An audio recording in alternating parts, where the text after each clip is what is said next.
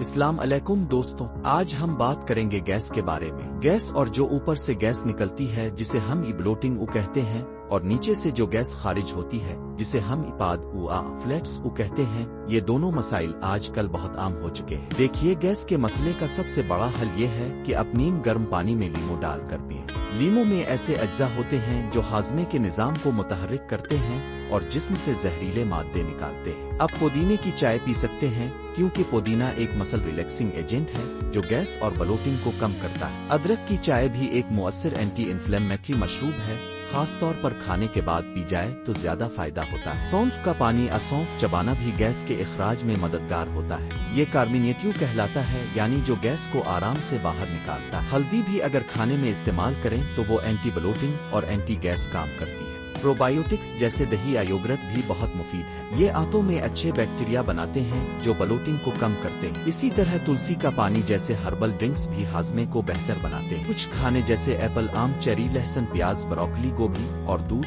ये फौरन गैस बनाते हैं। अगर आपको उनसे गैस होती है तो उन्हें परहेज करें। गैस का मसला हमारी अपनी ही पैदा करदा होती है। अगर हम छोटे वक्फों में खाएं, अच्छी तरह चबाएं, तो मसला काफी हद तक कम हो सकता है। रेगुलर एक्सरसाइज, योगा, स्विमिंग से हाजमा बेहतर होता है और गैस और ब्लोटिंग कम होती है। पेट की मालिश भी करें, घड़ी की समत में हाथ से आहिस्ता आहिस्ता, तो गैस आराम से निकल सकती है और पेट की तकलीफ भी कम हो सकती है। योगा में बहुत सी ऐसी वर्जिशें हैं जो पेट के लिए मुफीद हैं, जैसे नावली वगैरह। अगर आती हो तो जरूर करें। दोस्तों, जैसा कि मैंने बताया, गैस आज एक यूनिवर्सल मसला है। खाने में जल्दी न करें, आराम से चबाएं और जो मैंने बताया है इस पर अमल करें। इंशाअल्लाह गैस और तेजाबियत के मसाइल हल हो जाएंगे। ये वीडियो जरूर दूसरों तक पहुंचाएं क्योंकि ये एक अहम मसला है जिसे हम खुद हल कर सकते हैं। शुक्रिया।